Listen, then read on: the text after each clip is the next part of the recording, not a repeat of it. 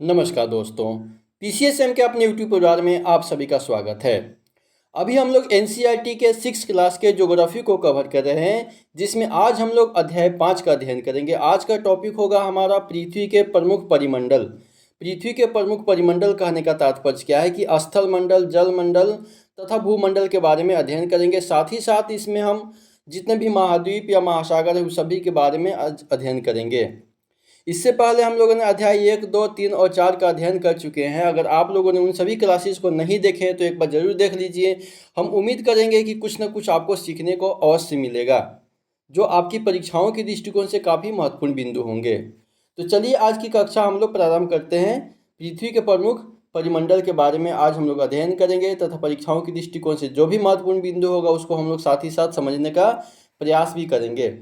जैसा कि आप पहले अध्याय में पढ़ चुके हैं कि पृथ्वी एकमात्र ऐसा ग्रह है जहां जीवन है। बिल्कुल सही बात है कि पृथ्वी ही एकमात्र ऐसा ग्रह है जहां पे क्या है, जहां पे जीवन है। जीवन कहने का मतलब क्या है, यहाँ पे ऑक्सीजन और जल विद्यमान है। ठीक है, मानव यहाँ जीवित रह सकता है क्योंकि जीवन के लिए आवश्यक तत्व भूमि, जल तथा हवा क्या है, पृथ्वी पर मौजूद है। पृथ्वी की सतह ऐसी है जिसमें पर्यावरण के 3 महत्वपूर्ण घटक आपस में मिलते हैं। पृथ्वी की सतह ऐसी है जिसमें पर्यावरण के 3 महत्वपूर्ण घटक आपस में क्या करते हैं, एक दूसरे से मिलते हैं तथा एक दूसरे को प्रभावित भी करते हैं। पृथ्वी का ठोस भाग जिस पर हम रहते हैं उसे भूमंडल कहते हैं। पृथ्वी का वैसा ठोस भाग जिस पर हम क्या करते हैं, जिस पर हम रहते हैं, निवास करते हैं, उसे भूमंडल कहते हैं। और गैस की परतें जो पृथ्वी के चारों तरफ से घेरती है उसे वायुमंडल कहते हैं। वैसी गैस की परतें जो पृथ्वी को क्या करती है,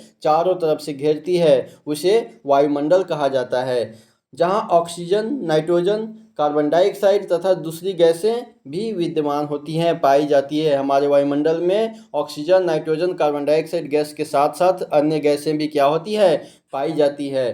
पृथ्वी के बहुत बड़े भाग पर जल पाया जाता है। बिल्कुल सही बात है, पृथ्वी के बहुत बड़े भाग पर क्या पाया जाता है, जल पाया जाता है, जिसे जल मंडल कहा जाता है। जिसे क्या कहा जाता है, जल मंडल कहा जाता है। जल मंडल में जल की सभी अवस्थाएं जैसे बर्फ, जल एवं जलवाष्प क्या होते हैं, सम्मिलित होते हैं। जल मंडल में जल की सभी अवस्था कहने का मतलब क्या हुआ कि अपनी अपनी उसकी स्थिति।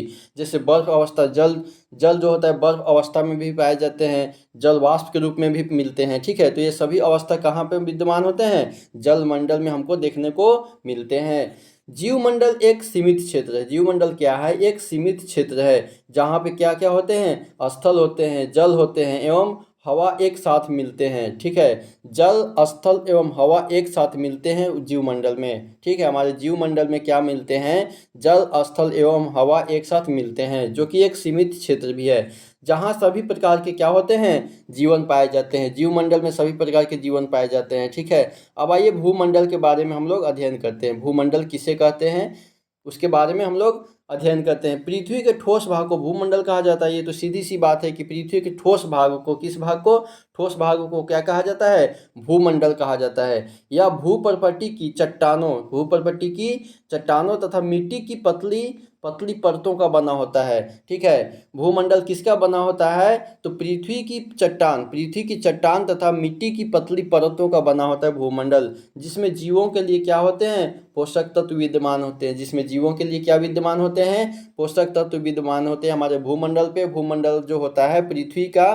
भूप्रपट्टी का चट्टान तथा मिट्टी की पतली परतों का बना होता है। ठीक है, जिसमें जीवों के लिए क्या विद्यमान होते हैं, बहुत सारे पोषक तत्व क्या होते हैं, विद्यमान होते हैं। पृथ्वी की सतह को 2 मुख्य भागों में बांटा जा सकता है। ठीक है, पृथ्वी की सतह को कितने भागों में बांटा जा सकता है, तो 2 मुख्य भागों में बांटा जा सकता है। बड़े स्थलीय भूभाग को महाद्वीप के नाम से जाना जाता है। बड़े स्थलीय भूभाग को क्या कहते हैं, महाद्वीप के नाम से जाना जाता है। तथा बड़े जलाशयों को महासागरीय बेसिन के नाम से जाना जाता है। बड़े स्थलीय भूभाग को महाद्वीप, भूभाग को क्या, महाद्वीप कहा जाता है। ठीक है, तथा बड़े जलाशय को महासागरीय बेसिन के नाम से जाना जाता है। ठीक है, विश्व के सभी महासागर आपस में एक दूसरे से जुड़े हुए हैं। चित्र संख्या 5.1 में हम लोग देखेंगे कि विश्व के मानचित्र को देखेंगे। ठीक है, क्या सभी स्थलीय भूभाग एक दूसरे से आपस में जुड़े हुए होते हैं। समुद्री जल का तल सभी जगह समान होता है। क्या कह रहा है कि समुद्री जल का तल जो होता है सभी जगह क्या होता है, समान होता है। स्थल की ऊंचाई को समुद्र तल से मापा जाता है। स्थल की ऊंचाई जो होती है कहाँ से मापा जाता है, समुद्र तल से मापा जाता है, जिसे शून्य माना जाता है। क्या माना जाता है, शून्य माना जाता है। स्थल की ऊंचाई किससे मापा जाता है, समुद्र तल से मापा जाता है। ठीक है, यहाँ पे हम लोग देखते हैं PDF उल्टा लग गया है, कोई बात नहीं, फिर भी हम लोग समझने का प्रयास करते हैं कि विश्व महाद्वीप एवं महासागर के बारे में हम लोग देखते हैं। ये हमारा प्रशांत महासागर है, यहाँ पे दोनों तरफ प्रशांत महासागर है, ये हमारा प्रशांत महासागर है। ठीक है, ये हमारा उत्तरी अमेरिका है और ये हमारा दक्षिणी अमेरिका है। उत्तरी अमेरिका और ये हमारा दक्षिण अमेरिका है। ठीक है, ये हमारा दक्षिण अमेरिका है। उसके बाद में ये क्या है, ये अटलांटिक महासागर है। ये क्या है, अटलांटिक महासागर। परीक्षा में पूछा जाता है कि एस आकार, ये क्या है, एस आकार। एस आकार की कौन सी महासागर है, तो अटलांटिक महासागर। एस आकार का कौन सा महासागर है, तो अटलांटिक महासागर एस आकार का महासागर है। ठीक है, और इसके ऊपर में क्या है, इसके ऊपर में यहाँ पे आर्कटिक महासागर है। आर्कटिक महासागर ऊपर में है और अंटार्कटिक महासागर नीचे में है। अंटार्कटिक महासागर कहाँ पे, नीचे में है। ठीक है, और ये हमारा क्या है, ये आपका अफ्रीका महाद्वीप, ये अफ्रीका है, और यहाँ पे यूरोप है, और ये हमारा एशिया है। ठीक है, और यहाँ पे हिंद महासागर है। क्या है, यहाँ पे हिंद महासागर है। उसके बाद में यहाँ पे ऑस्ट्रेलिया भी, और ये प्रशांत महासागर, ये ऑस्ट्रेलिया है और ये प्रशांत महासागर है। ठीक है, इसमें बहुत सारी चीज़ दिया हुआ है, वैसे तो PDF उल्टा लग गया है। ठीक है, तिब्बत का पठार कहाँ पे स्थित है, एशिया में स्थित है। ठीक है, तिब्बत का पठार कहाँ स्थित है, तिब्बत का पठार एशिया में स्थित है। यूराल पर्वत है यहाँ पे। एशिया और यूरोप के बीच में सीमा कौन सी पर्वत बनाती है, यूराल पर्वत बनाती है। एशिया और यूरोप के बीच में कौन सी पर्वत सीमा बनाती है, यूराल पर्वत सीमा बनाती है। ठीक है, यहाँ पे ये यूराल पर्वत है। ठीक है, उसके बाद में हिमालय पर्वत एशिया में है। हिमालय पर्वत कहाँ पे है, एशिया में स्थित है। ठीक है, उसके बाद में यूरोप में देख लेते हैं, यहाँ पे आल्पस पर्वत यूरोप में है। आल्पस पर्वत कहाँ पे है, यूरोप में स्थित है। आल्पस पर्वत कहाँ पे है, यूरोप में। आल्पस पर्वत यूरोप में स्थित है। यहाँ पे भूमध्य सागर है। ये कौन सा सागर है, भूमध्य सागर है। ठीक है, इस अफ्रीका और यूरोप के बीच में यहाँ पे भूमध्य सागर है। ठीक है, उसके बाद में यहाँ पे देख लेते हैं एटलस। एटलस कहाँ है, अफ्रीका में है। एटलस कहाँ, अफ्रीका में है। सहारा मरुस्थल अफ्रीका में है। नील नदी अफ्रीका में है। ठीक है, क्या क्या है, एटलस अफ्रीका में है, सहारा मरुस्थल अफ्रीका में है, नील नदी अफ्रीका में है। ठीक है, उसके बाद में ड्रेकेंसबर्ग या पर्वत, यहाँ पे ये कहाँ पे है, ये भी अफ्रीका में स्थित है। ठीक है, उसके बाद में यहाँ पे कर्क रेखा है, विषुवत रेखा है, मकर रेखा है। ठीक है, तीनों रेखा किस किस महाद्वीप से होकर के गुजरती है, तीनों रेखा किस महाद्वीप से होकर के गुजरती है। जैसे यहाँ पे देखिए कर्क रेखा जा रहा है, यहाँ पे विषुवत रेखा जा रहा है, यहाँ पे मकर रेखा। तो अफ्रीका महाद्वीप एक ऐसा महाद्वीप है जिससे तीनों रेखाएं होकर के क्या होती है, गुजरती है। अफ्रीका महाद्वीप एक ऐसा महाद्वीप है जिससे होकर के तीनों रेखाएं गुजरती है। कर्क रेखा ऊपर में, विषुवत रेखा नीचे, और यहाँ पे ये मकर रेखा है। ठीक है, ग्लोब हम लोग पढ़े थे पीछे, याद कीजिए। ठीक है, उसके बाद में यहाँ पे दक्षिण अमेरिका में देख लेते हैं, अमेजन नदी कहाँ है, अमेजन नदी कहाँ है, दक्षिण अमेरिका में। अमेजन नदी दक्षिण अफ्रीका में, और एंडीज पर्वत दक्षिण अमेरिका में। एंडीज पर्वत कहाँ पे है, दक्षिण अमेरिका में। ये आपको याद रखना है। ठीक है, कौन कौन से पर्वत, कौन कौन सी नदी किस महाद्वीप में स्थित है। ठीक है, उसके बाद में यहाँ पे देखिए, उत्तर अमेरिका है। उत्तर अमेरिका कहाँ पे है, हमारा उत्तर अमेरिका, ये रहा हमारा उत्तर अमेरिका। यहाँ पे रॉकी पर्वत कहाँ पे है, उत्तर अमेरिका में है। ठीक है, अल्पेशियन पर्वत भी उत्तर अमेरिका में है। अल्पेशियन पर्वत कहाँ है, उत्तर अमेरिका में है। ठीक है, तो ये सब थोड़ा सा आपको ध्यान रखना है। वैसे तो ये थोड़ा सा PDF उल्टा लग गया, समझने में आपको दिक्कत होगी, लेकिन एक दो बार वीडियो को देख लीजिएगा तो और अच्छे से आपको समझ में आ जाएगा। ठीक है, यहाँ पे ग्रेट ऑस्ट्रेलिया के बारे में हम लोग नहीं देखें। ऑस्ट्रेलिया में ये हमारा ऑस्ट्रेलिया है। ठीक है, इसमें क्या क्या है, ये ग्रेट सैंडी डेजर्ट जो है ऑस्ट्रेलिया में स्थित है। ग्रेट डिवाइडिंग रेंज यानी कि ग्रेट डिवाइडिंग रेंज कहाँ पे है, वो ऑस्ट्रेलिया में है। ऑस्ट्रेलिया के यहाँ पे ये पूर्वी भाग में स्थित है। ठीक है, ऑस्ट्रेलिया के पूर्वी भाग में स्थित है। तो ये हम लोग थोड़ा बहुत हम लोग विश्व के महाद्वीप के बारे में हम लोग थोड़ा सा देख लिए हैं। ठीक है, आगे और भी हम लोग इसके बारे में चर्चा करेंगे। चलिए अब आगे देखते हैं कि विश्व का सबसे ऊंचा शिखर माउंट एवरेस्ट है। विश्व का सबसे ऊंचा शिखर कौन सा है, विश्व का सबसे ऊंचा शिखर माउंट एवरेस्ट है, जो कि समुद्र तल से 8848 मीटर ऊंचा है। 8848.59 मीटर ऊंचा है। ठीक है, 8848 मीटर ऊंचा कौन सा है, माउंट एवरेस्ट है, जो कहाँ पे है, विश्व का सबसे ऊंचा है। ठीक है, विश्व का सबसे गहरा भाग प्रशांत महासागर का है। विश्व का सबसे गहरा भाग कौन सा है, प्रशांत महासागर। विश्व का सबसे गहरा भाग प्रशांत महासागर का है, जो मेरियाना गर्त में स्थित है। प्रशांत महासागर महासागर किस गर्त में है? मेरियाना गर्त में स्थित है। प्रशांत महासागर का मेरियाना गर्त है, प्रशांत महासागर का मेरियाना गर्त है, जो कि विश्व का सबसे गहरा भाग है, सबसे गहरा गर्त है, जिसकी गहराई कितना है? 1102 मीटर, 1102 मीटर, 11,022 मीटर, 11,022 मीटर किसकी गहराई है? तो मेरियाना गर्त की गहराई है। मेरियाना गर्त किस महासागर में? प्रशांत महासागर में है। ठीक है, इतना आपको याद रखना है। क्या आपने कभी कल्पना की है कि समुद्र की गहराई पृथ्वी के सबसे ऊंचे भाग से इतनी अधिक भी हो सकती है? क्या आपने कभी गणना किया है? क्या आपने कभी कल्पना किया है कि समुद्र की जो गहराई है पृथ्वी के सबसे ऊंचे भाग से इतनी अधिक भी हो सकती है? अब आइए महाद्वीप के बारे में हम लोग अध्ययन करते हैं। पृथ्वी पर 7 महाद्वीप है, 7 प्रमुख महाद्वीप। पर पहला प्रश्न तो यही आपको यहाँ से बन गया कि पृथ्वी पर कितने महाद्वीप है? तो 7 महाद्वीप है। पृथ्वी पर कितने महाद्वीप है? 7 महाद्वीप है। ये विस्तृत जल राशि के द्वारा एक दूसरे से अलग होते हैं। ये जितने भी महाद्वीप हैं किसके द्वारा अलग होते हैं?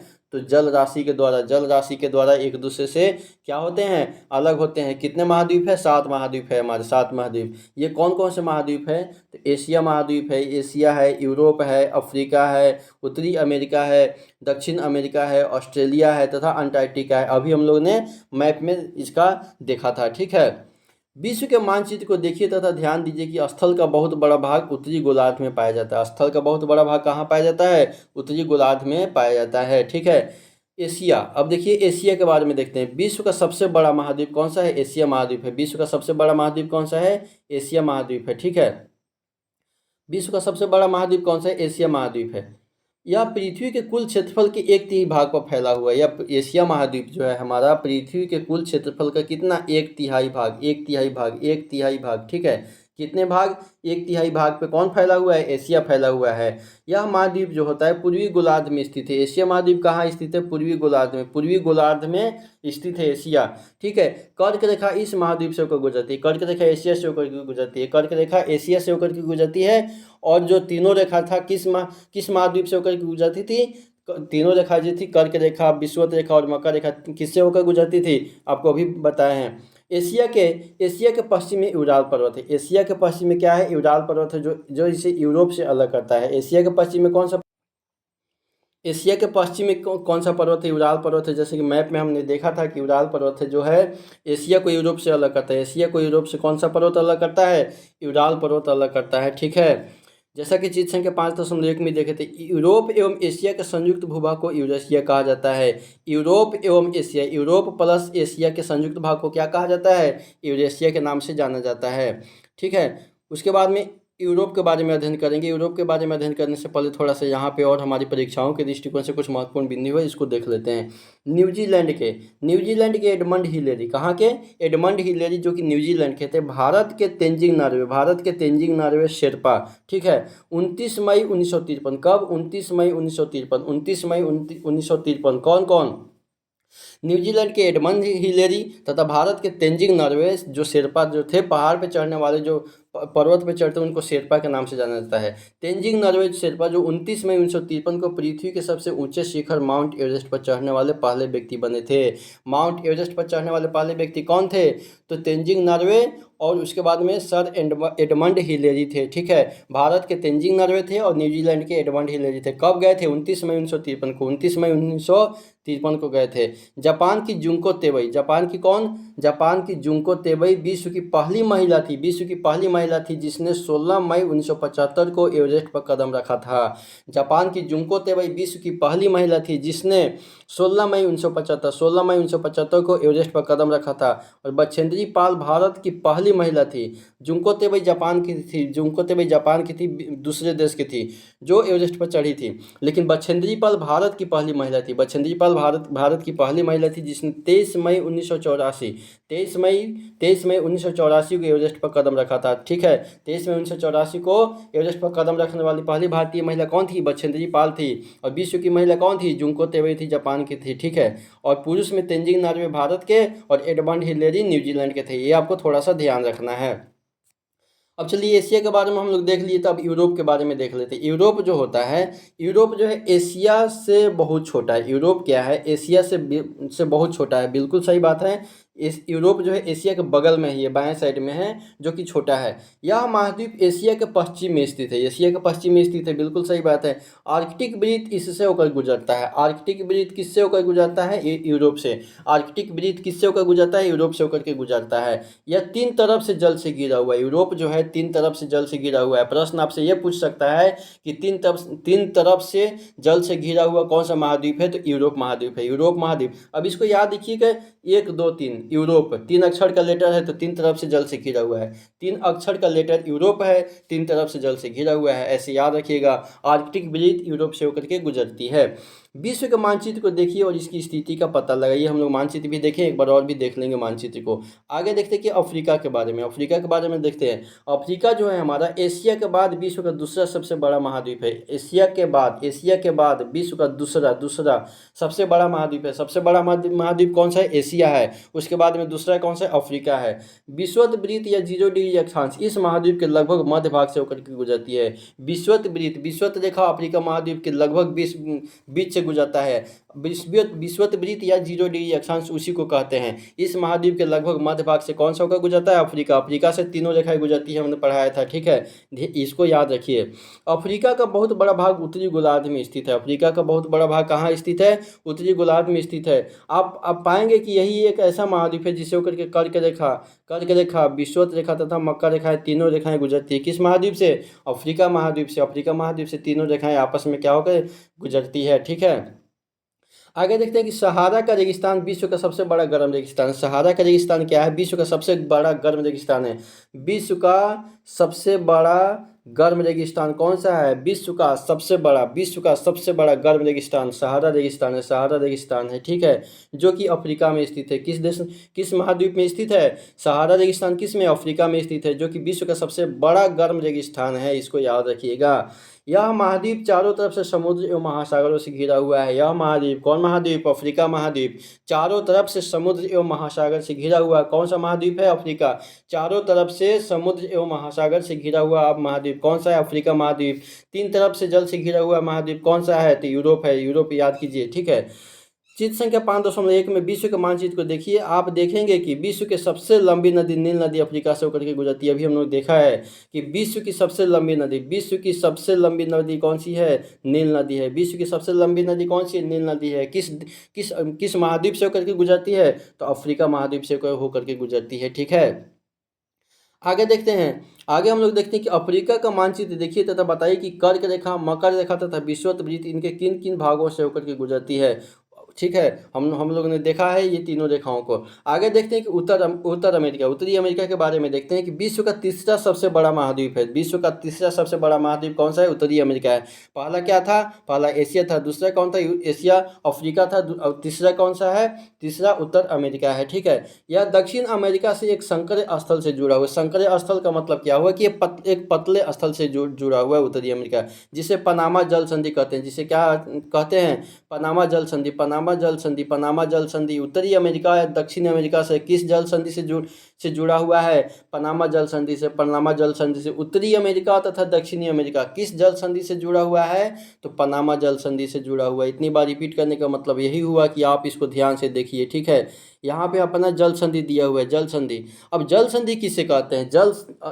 यहाँ पे वो स्थल संधि था ना, क्या था? स्थल संधि था, माफ कीजिएगा, स्थल संधि। स्थल मतलब स्थल, ठीक है, भूमि, और जल संधि मतलब जल, ठीक। यहाँ पे देखिए कि स्थल संधि किसे कहते हैं? स्थल संधि स्थल का एक संकरा भाग, पतला सा भाग, स्थल का एक संकरा, ये पतला भाग दिया हुआ है, ये स्थल संधि दिया हुआ है।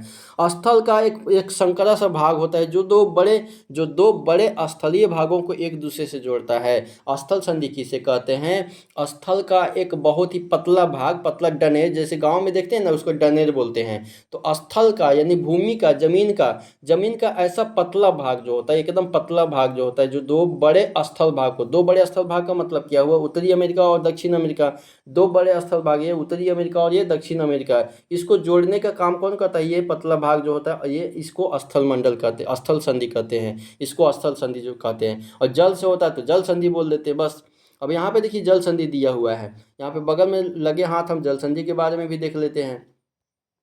यहाँ पे क्या दिया हुआ कि जल संधि पानी का संकरा भाग, जो दो बड़ी जल राशि जैसे समुद्रों तथा महासागरों को एक दूसरे से जोड़ता है।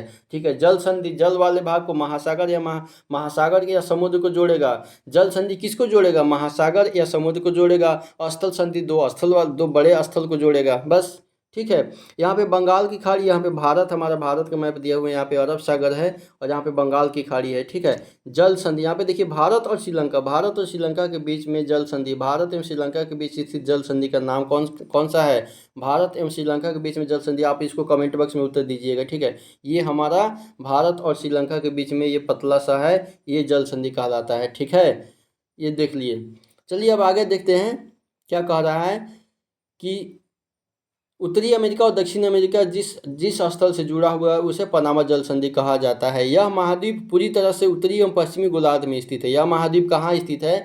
पूरी तरह से उत्तरी एवं पश्चिमी गोलार्ध में स्थित है। यह महाद्वीप 3 महासागरों से घिरा हुआ है। यह महाद्वीप जो है यानी उत्तरी अमेरिका जो है ये 3 महासागरों से घिरा हुआ है। 3 महासागरों से घिरा हुआ है। क्या आप इन महासागरों के नाम बता सकते हैं? उत्तरी अमेरिका जो है, उत्तरी अमेरिका हमारे 3 महासागर से घिरा हुआ है। क्या आप इसका नाम बता सकते हैं? मैप में देख लीजिएगा, उसको देखिएगा। ठीक है, आइए दक्षिण अमेरिका के बारे में हम लोग देखते हैं। दक्षिण अमेरिका का अधिकांश भाग दक्षिणी गोलार्ध में स्थित है। नाम ही है दक्षिण अमेरिका, तो दक्षिणी गोलार्ध में स्थित है। इसके पूर्व एवं पश्चिम में कौन कौन से 2 महासागर स्थित है? इसके पूर्व एवं पश्चिम में कौन कौन से 2 महासागर स्थित है? विश्व की सबसे लंबी पर्वत श्रृंखला एंडीज, विश्व की सबसे लंबी पर्वत श्रृंखला एंडीज जो है, विश्व की सबसे लंबी पर्वत श्रृंखला कौन सी है? एंडीज पर्वत श्रृंखला है। इसके उत्तर से दक्षिण की ओर फैली हुई है। हमने मानचित्र में देखा भी था। दक्षिण अमेरिका में विश्व की सबसे बड़ी नदी अमेजन बहती है।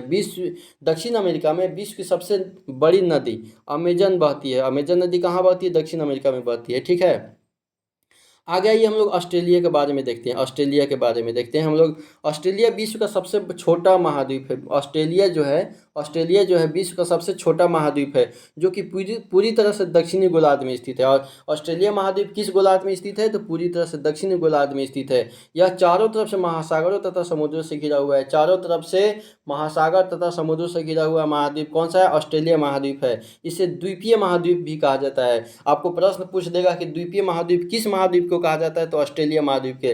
द्वीपीय महाद्वीप किस महाद्वीप को कहा जाता है? तो ऑस्ट्रेलिया महाद्वीप के कहा जाता है, जो कि विश्व का सबसे छोटा महाद्वीप है। ये पूरी तरह से दक्षिणी गोलार्ध में स्थित है और जो चारों तरफ से क्या महासागर और जल समुद्रों से क्या हुआ है? घिरा हुआ है। ठीक है, अब आइए अंटार्कटिका के महाद्वीप के बारे में हम लोग देख लेते हैं। अंटार्कटिका महाद्वीप यह एक बहुत बड़ा महाद्वीप है, जो कि दक्षिणी गोलार्ध में स्थित है। सबसे नीचे था मैप में दिखे थे हम लोग।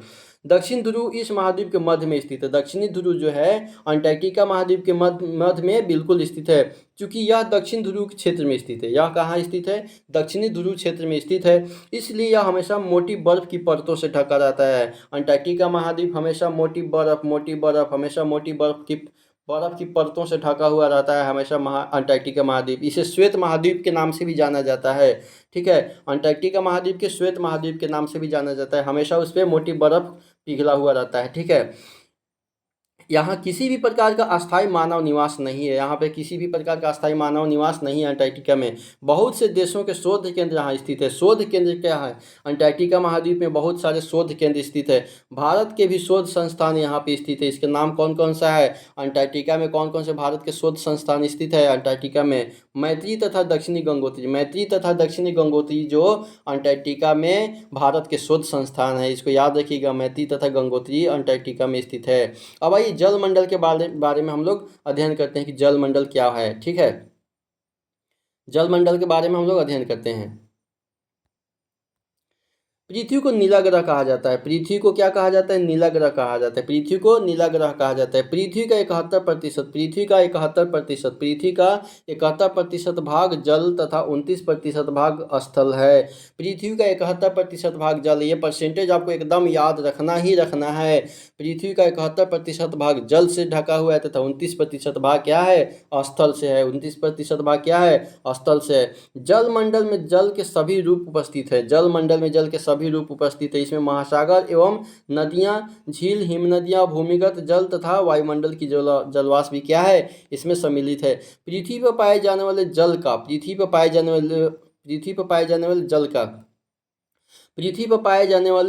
जल का 97% से अधिक भाग महासागर में पाया जाता है। पृथ्वी पर पाए जाने वाले जल का 97% भाग यानी कि 71% तो जल है, अब उसका 97% से अधिक भाग पर महासागर है।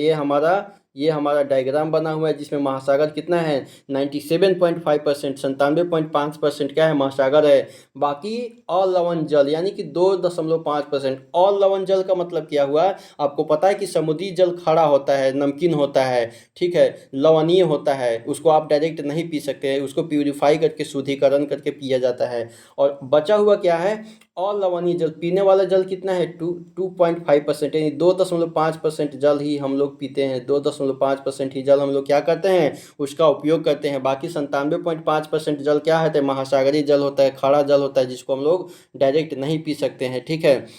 तो 97% से अधिक भाग महासागर में पाए जाते हैं एवं वह इतना अधिक खारा होता है, वह इतना अधिक खारा होता है। ये आपका महाद्वीप का दिया हुआ है कि कौन कौन सा महाद्वीप इसको दिया हुआ है, रफली दिया हुआ है, इसको बनाना है, ठीक है। मानव के उपयोग में नहीं आ सकते, इतना खारा नमकीन होता है कि मानव के उपयोग में वो जल नहीं आ सकता है। शेष जल का बहुत बड़ा भाग बर्फ की परतों एवं हिम नदियों तथा भूमिगत जल के रूप में पाया जाता है। जल का बहुत कम भाग अलवण जल है, जल का बहुत कम भाग अलवण है, 2.5% जल ही अलवण है के रूप में पाया जाता है जो मनुष्य के इस्तेमाल में आता है। यही कारण है कि नीले ग्रह में रहने के बावजूद हम पानी की कमी महसूस करते हैं। यही कारण है कि नीले ग्रह में रहने के बावजूद हम पानी की कमी महसूस करते हैं, इसलिए जल का दुरुपयोग नहीं करना चाहिए। हमारे पास बहुत कम स्रोत है जल का, ठीक है। अब आइए महासागर के बारे में हम लोग देखते हैं। महासागर जो होता है, महासागर जो है जलमंडल के मुख्य भाग होता है। महासागर क्या होता है, जलमंडल के मुख्य भाग है, ये आपस में एक दूसरे से जुड़े हुए रहते हैं। महासागर क्या होते हैं, जलमंडल के एक मुख्य भाग है जो आपस में एक दूसरे से क्या होते हैं, जुड़े हुए रहते हैं, ठीक है। महासागरीय जल हमेशा गतिशील रहता है। महासागरीय जल क्या होता है, महासागरीय जल हमेशा गतिशील रहता है।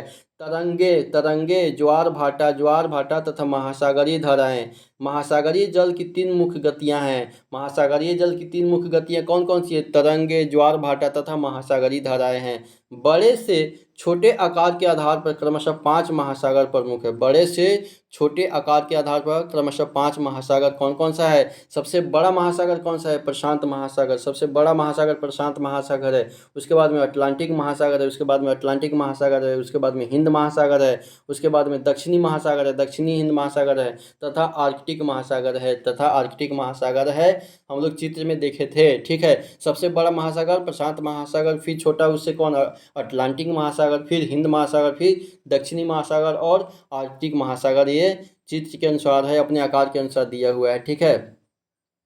आगे देखते प्रशांत महासागर, सबसे बड़ा महासागर। प्रशांत महासागर क्या है, सबसे बड़ा महासागर है। सबसे बड़ा महासागर कौन सा है, प्रशांत महासागर है। यह पृथ्वी के 1/3 भाग पर फैला हुआ है। प्रशांत महासागर पृथ्वी के 1/3 भाग पर फैला है।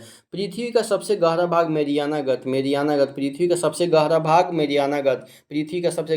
मेरियानागत प्रशांत महासागर में स्थित है। ये जितने भी हम बोल रहे हैं डबल उसको बोल रहे हैं, 2-3 बार हम उसको रिपीट कर रहे हैं, उसको आप ध्यान दीजिएगा, नोटबुक में अपना नोट बनाइएगा इसको। ये आपकी परीक्षाओं में हमेशा पूछा जाता है कि पृथ्वी का सबसे गहरा भाग कौन सा है, मेरियानागत है। मेरियानागत कहाँ पाया जाता है, तो प्रशांत महासागर में पाया जाता है। प्रशांत महासागर लगभग वृत्ताकार है। प्रशांत महासागर उसका आकार कैसा है, लगभग वृत्ताकार है। एशिया, ऑस्ट्रेलिया, उत्तर एवं दक्षिण अमेरिका इनके चारों ओर स्थित है, ठीक है। एशिया, ऑस्ट्रेलिया, उत्तर अमेरिका और दक्षिण अमेरिका इसके चारों ओर स्थित है। किसके चारों ओर, प्रशांत महासागर के चारों ओर स्थित है, ठीक है। प्रशांत महासागर के चारों ओर इन महाद्वीपों की स्थिति का पता लगाना है, ठीक है, हम लोग देखे ही थे। आइए आगे देखते हैं कि अटलांटिक महासागर जो है विश्व का दूसरा सबसे बड़ा महासागर है। विश्व का सबसे दूसरा बड़ा महासागर कौन सा है, अटलांटिक महासागर है। यह अंग्रेजी भाषा के एस अक्षर के समान है। हम लोग देखे थे कि एस अक्षर के समान था, ऐसे देखे थे हम लोग। यह अंग्रेजी भाषा के इस अक्षर के समान है। कौन सा, अटलांटिक महासागर। इसके पश्चिमी किनारे पर उत्तर एवं दक्षिण अमेरिका स्थित है। इसके पश्चिमी किनारे पर उत्तरी अमेरिका तथा दक्षिणी किनारे पर कौन सा है, दक्षिणी अमेरिका स्थित है। तथा पूर्वी किनारे पर यूरोप एवं अफ्रीका है। पूर्वी किनारे पर कौन सा है, यूरोप एवं अफ्रीका है। अटलांटिक महासागर की तट रेखा बहुत अधिक दंतुरित है। अटलांटिक महासागर की तट रेखा क्या है, बहुत अधिक दंतुरित है। यह अनियमित क्या कह रहा है यह अनियमित एवं दंतुरित तट रेखा प्राकृतिक पोताश्रय एवं पत्तनों के लिए आदर्श स्थिति है। व्यापार की दृष्टि से यह सबसे व्यस्त महासागर है। व्यापार की दृष्टि से सबसे व्यस्त महासागर कौन सा है? अटलांटिक महासागर। व्यापार की दृष्टि से सबसे व्यस्त महासागर कौन सा है? अटलांटिक महासागर है। हिंद महासागर ही एक ऐसा महासागर है जिसका नाम किसी देश के नाम पर पड़ा है। वैसा कौन सा महासागर है जिसका नाम किसी देश के नाम पर पड़ा है? तो हिंद महासागर। हिंद महासागर ही एक ऐसा महासागर है जिसका नाम किसी देश हिंद महासागर एक ऐसा महासागर है हिंद महासागर एक ऐसा महासागर है जिसका नाम किसी देश के नाम पर पड़ा है, यानी भारत के नाम पर रखा गया है। हिंद महासागर का नाम भारत के नाम पर रखा गया है। यह महासागर लगभग त्रिभुजाकार है। यह महासागर कैसा है? लगभग त्रिभुजाकार है, त्रिभुज के आकार का है। इसके उत्तर में एशिया। हिंद महासागर क्या कह रहा है? हिंद महासागर के उत्तर में एशिया है। हिंद महासागर के उत्तर में एशिया, पश्चिम में अफ्रीका तथा पूर्व में ऑस्ट्रेलिया स्थित है। ठीक है। दक्षिणी महासागर अंटार्कटिक महाद्वीप। अंटार्कटिक महाद्वीप के चारों ओर से घेरता है। दक्षिणी महासागर जो है अंटार्कटिक महाद्वीप को चारों ओर से घेर देता है। यह अंटार्कटिक महाद्वीप से उत्तर की ओर 60 डिग्री दक्षिणी अक्षांश तक फैला हुआ है। कौन सा? दक्षिणी महासागर जो है अंटार्कटिक महाद्वीप को चारों ओर से घेरता है तथा यह महाद्वीप से उत्तर की ओर 60 डिग्री दक्षिणी अक्षांश तक क्या हुआ है? फैला हुआ है। आर्कटिक महासागर या उत्तर वृत्त में स्थित है। आर्कटिक महासागर सबसे ऊपर था। यह उत्तर ध्रुव वृत्त में स्थित है तथा यह उत्तर ध्रुव के चारों ओर फैला हुआ है। यह प्रशांत महासागर से छिछले जल वाले एक संकरे भाग से जुड़ा हुआ है। कौन सा? आर्कटिक महासागर जो है प्रशांत महासागर से छिछले जल वाले यानी थोड़े थोड़े उथल पुथल जल वाले एक संकरे भाग से, पतले भाग से जुड़े हुए हैं, जिसे बेरिंग जल संधि कहते हैं। बेरिंग जल संधि कहते हैं। आर्कटिक महासागर प्रशांत महासागर किस जल संधि से जुड़ा हुआ है? तो बेरिंग जल संधि से। आर्कटिक महासागर प्रशांत महासागर से किस जल संधि से जुड़ा हुआ है? तो बेरिंग जल संधि। बेरिंग जल संधि से आर्कटिक महासागर और प्रशांत महासागर एक दूसरे से जुड़े हुए हैं। यह उत्तर अमेरिका के उत्तरी तटों तथा यूरेशिया से घिरा हुआ है। अब आइए हम लोग वायुमंडल के बारे में देख लेते हैं। वायुमंडल की विभिन्न परत। ये वायुमंडल की विभिन्न परत है। सबसे नीचे क्षोभ मंडल है, फिर समताप मंडल है, फिर मध्य मंडल है, फिर आयन मंडल और बहिर्मंडल। इसको याद रखिएगा, सजाने के लिए दे दिया जाता है। क्षोभ मंडल, समताप मंडल, मध्य मंडल, आयन मंडल और बहिर्मंडल। ठीक है। सबसे निचले भाग को क्षोभ मंडल कहते हैं। मौसम संबंधी घटनाएं जितने भी होती है सब क्षोभ मंडल में होती है। यहाँ पे समताप मंडल है, यहाँ पे समताप मंडल है। ठीक है। उसके बाद में यहाँ पे मध्य मंडल है, यहाँ पे आयन मंडल है। ठीक है। आइए देख लेते हैं एक एक करके। वायुमंडल के बारे में देखते हैं। ठीक है। वायुमंडल के बारे में देखते हैं। वायुमंडल क्या है? हमारी पृथ्वी चारों ओर से गैसों की एक परत से घिरी हुई। बिल्कुल सही बात है। हमारी पृथ्वी जो है चारों ओर से गैस की एक परत से घिरी हुई है, जिसे वायुमंडल कहा जाता है। जिसे वायुमंडल कहा जाता है। वायुमंडल किसे कहा जाता है? हमारी पृथ्वी चारों ओर से गैसों की एक विभिन्न परतों से घिरी हुई होती है, जिसे ही हम वायुमंडल कहते हैं। वायु की यह पतली परत इस ग्रह का महत्वपूर्ण एवं अटूट भाग होता है। वायु की यह पतली परत जो है इस ग्रह का, हमारी पृथ्वी का महत्वपूर्ण अटूट भाग है।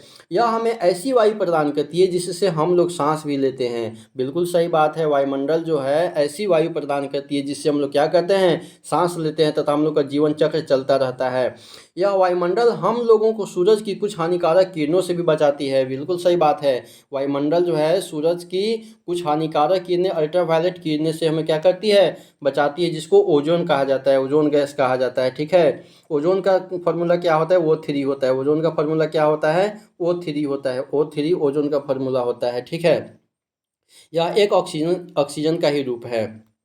वायुमंडल 1600 किलोमीटर की ऊंचाई तक फैला हुआ है। हमारा वायुमंडल कितने किलोमीटर की ऊंचाई तक फैला हुआ है? हमारा वायुमंडल जो है 1600 किलोमीटर की ऊंचाई तक फैला हुआ है। वायुमंडल को उसके घटकों, तापमान तथा अन्य के आधार पर 5 परतों में बांटा जाता है। वायुमंडल को कितने परतों में बांटा जाता है? 5 परतों में बांटा जाता है। वायुमंडल को कितने परतों में बांटा जाता है? 5 परतों में बांटा जाता है। ठीक है। इन परतों को पृथ्वी की सतह से शुरू करते हुए सबसे निचला सतह कौन सा होता है? क्षोभ मंडल होता है।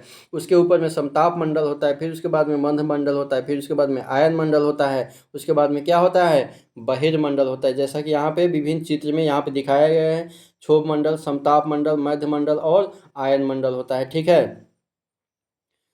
उसके बाद में आइए आगे देख लेते हैं कि वायुमंडल जो होता है मुख्यतः वायुमंडल मुख्यतः ऑक्सीजन एवं नाइट्रोजन का बना होता है। वायुमंडल किसका किसका बना होता है? ऑक्सीजन एवं नाइट्रोजन का बना होता है, जो कि साफ तथा सूक्ष्म हवा का 99% भाग होता है। वायुमंडल हमारा ऑक्सीजन तथा नाइट्रोजन का मेन भाग बना होता है, जिसमें साफ एवं शुष्क हवा का 99% भाग होता है। आयतन के अनुसार नाइट्रोजन 78%, नाइट्रोजन जो होता है हमारे वायुमंडल में, नाइट्रोजन का प्रतिशत कितना है? 78%। हमारे वायुमंडल में नाइट्रोजन का प्रतिशत कितना है? तो 78% भाग में नाइट्रोजन पाया जाता है। हमारे वायुमंडल में 78% भाग नाइट्रोजन पाया जाता है। ऑक्सीजन कितना होता है? 21%। 21% ऑक्सीजन, 21% ऑक्सीजन से ही हम लोग सांस लेते हैं, बाकी 78% नाइट्रोजन है। ठीक है। तथा दूसरी गैसें जैसे कार्बन डाइऑक्साइड, आर्गन इत्यादि की मात्रा लगभग 1% है। सबसे ज़्यादा क्या है? नाइट्रोजन है, उसके बाद में ऑक्सीजन है, उसके बाद में कार्बन डाइऑक्साइड 0.003% कार्बन डाइऑक्साइड है, उसके बाद में आर्गन इत्यादि मात्रा 1% है। ऑक्सीजन सांस लेने के लिए आवश्यक है, जबकि नाइट्रोजन प्राणियों की वृद्धि के लिए आवश्यक है। ऑक्सीजन किसके लिए आवश्यक है? ऑक्सीजन सांस लेने के लिए आवश्यक है। ऑक्सीजन क्या है? ऑक्सीजन सांस लेने के लिए आवश्यक है, जबकि नाइट्रोजन प्राणियों की वृद्धि के लिए आवश्यक है। कार्बन डाइऑक्साइड यद्यपि बहुत कम मात्रा में है, लेकिन यह पृथ्वी के द्वारा छोड़ी गई ऊष्मा को अवशोषित करती है, जिससे पृथ्वी गर्म रहती है। जिससे क्या रहती है? पृथ्वी गर्म रहती है। पृथ्वी के गर्म रहने के लिए कौन सा गैस उत्तरदायी है? Carbon dioxide. ग्लोबल वार्मिंग के लिए कौन सा गैस उत्तरदायी है? कार्बन डाइऑक्साइड गैस उत्तरदायी है। ठीक है। यह पौधों की वृद्धि के लिए भी आवश्यक है। ऊंचाई के साथ वायुमंडल के घनत्व में भिन्नता आती है। यह घनत्व समुद्री तल पर सबसे अधिक होता है। यह घनत्व कहाँ होता है? समुद्री तल पर सबसे अधिक होता है। तथा जैसे जैसे हम ऊपर की ओर जाते हैं, यह तेजी से घटता जाता है। हम जैसे जैसे ऊपर की ओर जाते हैं, तेजी से कौन गैस घटता जाता है? Carbon dioxide. हम जैसे जैसे ऊपर जाते हैं, वैसे वैसे कौन सा गैस हम घटता जाता है? कार्बन डाइऑक्साइड घटता जाता है। क्या आप जानते हैं कि पहाड़ों पर पर्वतारोहियों का हवा के घनत्व में कमी होने के कारण सांस लेने में कठिनाई होती है। ऊंचाई पर सांस लेने के लिए उन्हें अपने साथ ऑक्सीजन सिलेंडर लेकर के जाना पड़ता है। जैसे जैसे हम ऊपर जाते हैं, ये हमारा वायुमंडल, स्थलमंडल, जलमंडल का चित्र दिखाया गया है। ठीक है। ऊपर की ओर जाते हैं, तापमान भी घटता जाता है। जैसे जैसे हम ऊपर की ओर जाते हैं, तापमान क्या होता है? तापमान भी हमारा घटता जाता है। वायुमंडल पृथ्वी पर दबाव डालता है। वायुमंडल जो होता है पृथ्वी पर दबाव डालता है। यह एक स्थान से दूसरे स्थान पर अलग अलग होता है। कुछ क्षेत्रों में हमें अधिक दबाव महसूस होता है, जबकि कुछ क्षेत्रों में कम हमको दबाव महसूस होता है। वायु जो होता है उच्च दाब से निम्न दाब की ओर बहती है। वायु जो होता है हमारा उच्च दाब से निम्न दाब की ओर बहती है। वायु जो हमारा उच्च दाब से निम्न दाब की ओर बहती है। वायु जो हमारा उच्च दाब से निम्न दाब की ओर बहती है। ठीक है। गतिशील वायु को पवन कहते हैं। पवन किसे कहते हैं? गतिशील वायु को पवन कहते हैं। अब आइए जीवमंडल के बारे में हम लोग देखते हैं। जीवमंडल के बारे में, जीवमंडल जो होता है, जीवमंडल स्थल जल तथा हवा के बीच, स्थल जल तथा हवा के बीच का एक सीमित भाग होता है। जीवमंडल क्या होता है? स्थल जल तथा हवा के बीच का एक सीमित भाग होता है। यह वह भाग है जहाँ जीवन मौजूद होता है। जीवमंडल में जीवन मौजूद होता है। यहाँ जीवों की बहुत सी प्रजातियाँ होती है। जीवमंडल में जीवों की बहुत सारी प्रजातियाँ होती है, जो कि सूक्ष्म जीवों तथा बैक्टीरिया से लेकर के बड़े स्तनधारियों के आकार में पाई जाती है। मनुष्य सहित सभी प्राणी जीवित रहने के लिए एक दूसरे से तथा जीवमंडल से जुड़े हुए रहते हैं। जीवमंडल के प्राणियों को मुख्यतः दो भागों में, जीवमंडल के प्राणियों को मुख्यतः कितने भागों में? दो भागों में, जंतु जगत एवं पादप जगत में विभाजित किया जाता है। जीवमंडल में रहने वाले प्राणियों को कितने भागों में विभक्त किया जाता है? दो भागों में, जंतु जगत एवं पादप जगत में विभक्त किया जाता है। पृथ्वी के ये तीनों परिमंडल आपस में पारस्परिक क्रिया करते हैं तथा एक दूसरे को किसी न किसी रूप में प्रभावित करते हैं। उदाहरण के लिए लकड़ी तथा खेती के लिए वनों को काटा जाए तो इससे ढलुआ भाग पर मिट्टी का कटाव तेजी से होने लगता है। इसलिए कहा जाता है कि वनों का विनाश नहीं करना चाहिए। वनों को काटने से मृदा का अपरदन होने लगता है, मृदा का क्षय होने लगता है। इसी प्रकार प्राकृतिक आपदाएं जैसे भूकंप से पृथ्वी की सतह में परिवर्तन होता है। ठीक है। हाल ही में सुनामी के कारण अंडमान एवं निकोबार द्वीप समूह का कुछ भाग पानी में डूब गया था। झीलों तथा